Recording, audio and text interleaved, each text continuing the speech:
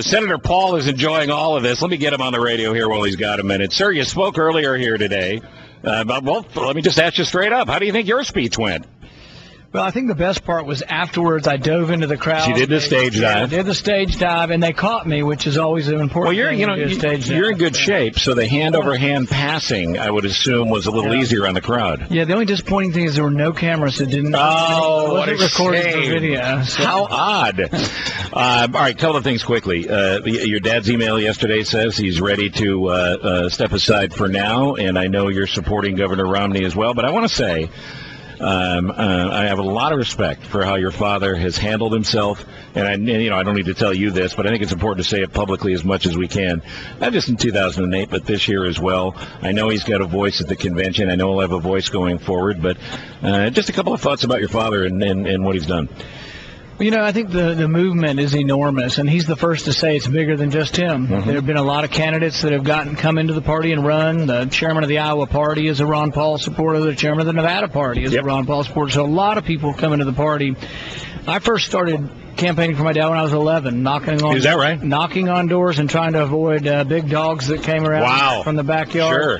And I've campaigned for him in every election he's ever run in, and he's still my first pick. But now that the delegates have been counted, I'm going to support Governor Romney. And I think the Ron Paul folks, I can't tell them what to do, but what I can say is there's a lot of areas where Governor Romney supports what I'm trying to do. Mm-hmm. Audit the Fed. He supports audit the Fed. That's a big issue for myself, my dad, and my dad's supporters. Internet freedom. There was a bill recently called the SOPA bill, which we think would have restricted Internet freedom. Right. And would have gotten rid of some of our privacy protections as well as our private property. That was way too broad. Yeah. And Governor Romney opposed that also. I'm the lead sponsor for the REINS Act, which says that any major regulation that costs more than $100 million has to come back from the EPA and be voted on by Congress. Any agency that creates a regulation that's going to cost $100 million, we have to vote on it. Governor Romney's a big supporter of that as well. I know he is, but I just want to stop on that for a second, because regular folks have no idea that that's something that has to be argued about and it literally has to be passed. Because they're saying, wait a minute. You mean $100 million could be swept under the rug unless this gets passed? This is important things for people to know. There's over 200 pending right now. Right. We pass between 100 and 200 regulations a year that your congressman never sees and has no power over. Sure. The unelected bureaucracy is bigger, stronger, and more dangerous than anything else going in Washington. And with a $16 trillion deficit, doesn't it seem kind of fair that if it's going to cost taxpayers $100 million, there ought to be a vote? Do you know what the cumulative regulatory burden is for the economy right now? Almost $2 trillion. $2 trillion. You think about how many jobs are lost. The president wants to create jobs. Quit writing all the damn regulations. Exactly. The regulations are stifling our economy. Dodd-Frank's, all these new banking regulations. Sure. There's 400 rules. They've written 183 of them. They've written 5,000 pages of rules. Are they still writing it? Yeah, they're halfway done. There's another 5,000 pages of rules to be written, and your congressman, your senator, has no say over what those rules will be. Yeah, so that's why it's important for people, because, and you know this, inside the Beltway, where you guys are to some extent insulated, especially if guys aren't going home and listening to people give them a pat on the back and complain.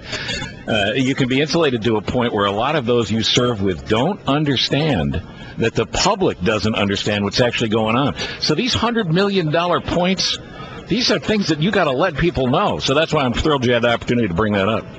One other thing I think people really need to know, in the budget they say, we could never cut anything. There's $100 billion unaccounted for. They don't know where they spent it, what they spent it on. It might have been stolen, it might have been misspent, but there's no record of where $100 billion went. In my speech, I talked about $600 million went out to pay pension checks to dead people over the last 5 years. Mm-hmm. We just cut out paying dead people money. Yeah, well, exactly. Yeah, this makes sense. I know you got to run, but let's just do one thing quickly. I'm Governor Romney. You're answering the phone. Ring, ring, ring, ring. Say hello. Hello, Governor Romney. Senator Paul, I'd like you to be my vice president. Your thoughts? Well, you know what I've said is that it would be an honor to be considered. I think anybody who says otherwise isn't really being honest, and I don't think anybody really is too important to think, gosh, that wouldn't be an honor to be considered. Sure, of course. A year ago, I was a small-town doctor complaining and throwing stuff at my TV when I got mad at what they were doing in Washington. Now I'm part of it. Just to be honored would be considered. And the thing is what people need to realize from all different walks of life, if you're being considered, that means they're considering what you stand for. Exactly. They're considering the message. They're not going to bring you in just for the amusement of it. And other than the stage diving, there's nothing else that needs to be vetted publicly. Well, I think they did a pretty good job in my 2010 election in Kentucky. So. You're still feeling that as a doctor. Nice to see you, Senator. Thanks for being here. Thank you.